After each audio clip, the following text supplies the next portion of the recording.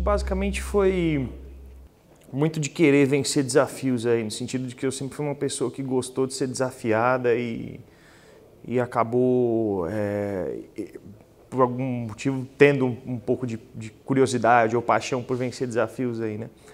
Então, no final da minha época do ensino médio, eu lembro que eu não tinha definido ainda muito bem qual que seria o meu curso de graduação, e um dos professores falou assim, tal curso é um dos cursos mais difíceis do país de se entrar, tal curso é um dos mais difíceis de se fazer, etc., né? Movido muito pela essa ideia de ser desafiado, aí eu acabei escolhendo a minha profissão, que no fim das contas, de maneira positiva, foi uma escolha feliz. Durante a minha graduação eu não trabalhei com engenharia, eu acabava auxiliando em casa, nas despesas de casa, mas eu trabalhava como auxiliar administrativo. Então, em algum momento na minha graduação, eu tive a oportunidade de fazer um intercâmbio acadêmico e acabei indo para uma universidade canadense e consequentemente, tive que abandonar emprego, tive que reestruturar a minha vida, né?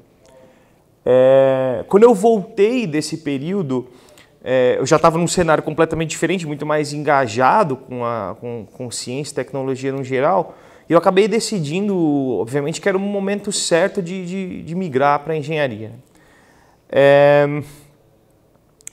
Estava muito custoso na época conseguir um trabalho na área de engenharia aeronáutica.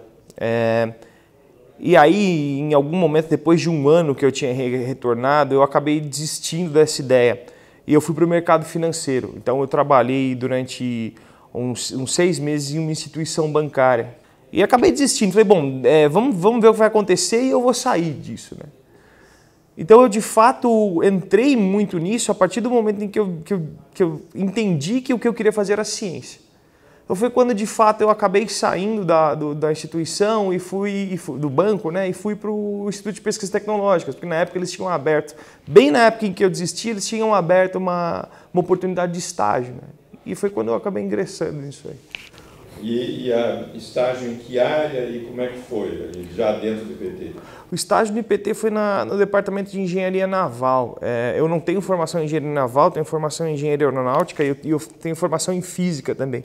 Eu acabei na universidade fazendo esses 2 cursos aí por uma questão de escolha.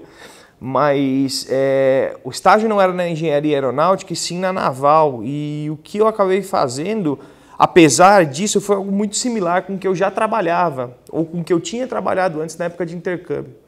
Então, apesar de não ser o mesmo curso, era algo muito próximo à minha formação.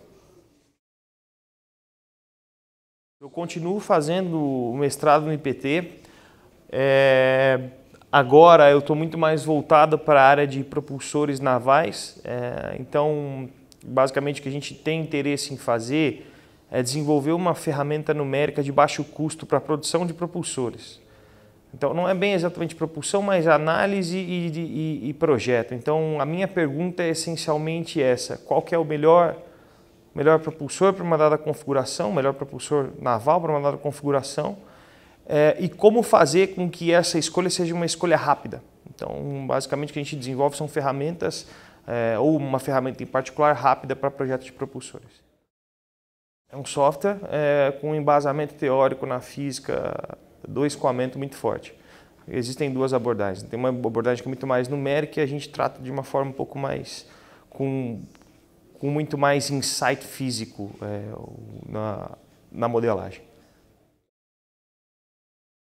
O lado positivo disso, ou de se desenvolver algo de baixo custo e que traga uma resposta suficientemente robusta e rápida, é justamente que num momento futuro essa ferramenta pode ser utilizada, por exemplo, para projetos de otimização. Obviamente tem muito a ser desenvolvido, você precisa de pessoas de outras disciplinas que ataquem as outras áreas do problema, mas isso é um começo. Então eu acredito que essa seja um dos pontos positivos desse tema de pesquisa.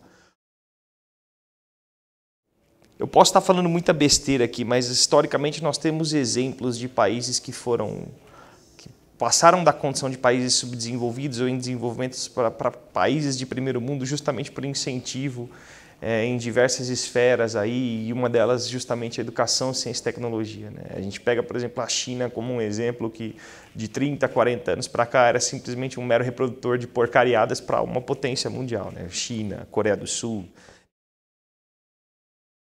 O papel do professor foi sempre muito fundamental para mim. Então, eu sempre tive muito apreço por todas as figuras de ensino com as quais eu tive contato.